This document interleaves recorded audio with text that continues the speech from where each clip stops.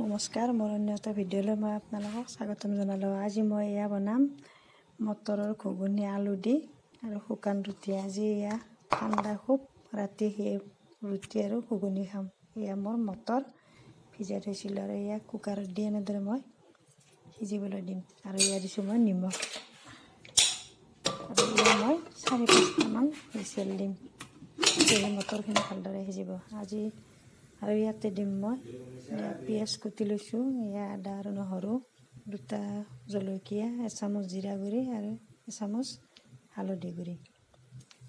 ইফালে মই কেৰাহীটো পাতি দিছোঁ আৰু এয়া টাৱা আৰু এইখিনি মই ৰুটিখিনি আটাখিনি মাৰি লৈছোঁ। এতিয়া মোৰ ঘুগুনিখিনি মানে মটৰকেইটা সিজা হৈ গ'ল, সেইখিনি দেখুওৱা নাই। 4-5টামান হুইচেল দিছোঁ আৰু এতিয়া মই কেৰাহীখন পাতি দিছোঁ। ইয়াত মই দিছোঁ পিঁয়াজ, জলকীয়া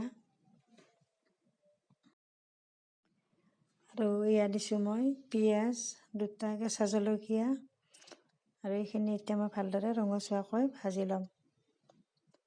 আৰু মই এয়া আগতেও কৈছোঁ, মই খুব মছলা আৰু তেল কমকৈ দিওঁ আৰু এইখিনি ৰঙচুৱাকৈ ভাজি লৈছোঁ। আৰু ইয়াত দিছোঁ মই হালধি 1 চামুচ আৰু এয়া জিৰা গুড়ি 1 চামুচ আৰু ইয়াত মই বেলেগ মছলা একো ব্যৱহাৰ নকৰোঁ। আৰু এইখিনি এতিয়া মই ভালদৰে ভাজি ল'ম। আৰু আজি বতৰটো খুব ঠাণ্ডা এইকেইদিন, সেইকাৰণে ভাবিলোঁ ৰুটিয়ে খাওঁ। আৰু এইখিনি ভাজা হৈ গ'ল। ইয়াত মই এতিয়া এয়া মটৰখিনি বাকি দিছোঁ আৰু মটৰখিনিত মই 3-4টামান হুইচেল আহিবলৈ দিছোঁ।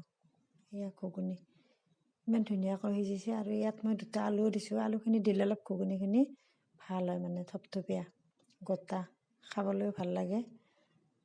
এয়া মোৰ ঘুগুনিখন ৰেডি। এতিয়া মই ৰুটিখিনি বনাম আৰু এয়া ৰুটি শুকানকৈ বনাইছোঁ। আমি শুকানে ৰুটি খাওঁ। ঘুগুনিখিনি আগতে বনাই দিছোঁ, তেতিয়া ৰুটিখিনি হ'লে গৰমে গৰমে খাব পাৰি। ভিডিঅ'টো কেনে পাই জনাবচোন। যদি ভিডিঅ'টো চাই ভাল লাগে লাইক কৰিব, কমেণ্ট কৰিব আৰু যিসকলে মোৰ চেনেলটো নতুনকৈ চাইছে আশা কৰোঁ তেখেতসকলে যেন মোৰ চেনেলটো ছাবস্ক্ৰাইব কৰি দিয়ে। এয়া মই ৰুটিখিনি এনেদৰে অকণমান খন্তিৰে এনেদৰে দিলে ৰুটিখিনি ফুলি উঠে আৰু ঢিলাও হয় খাবলৈ। আৰু এনেদৰে মই গোটেইখিনি ৰুটি পুৰি লওঁ।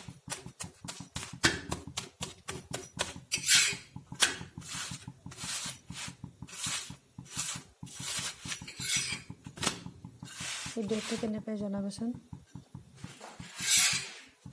আৰু এনেদৰে মই গোটেইখিনি ৰুটিয়ে পুৰি লৈছোঁ।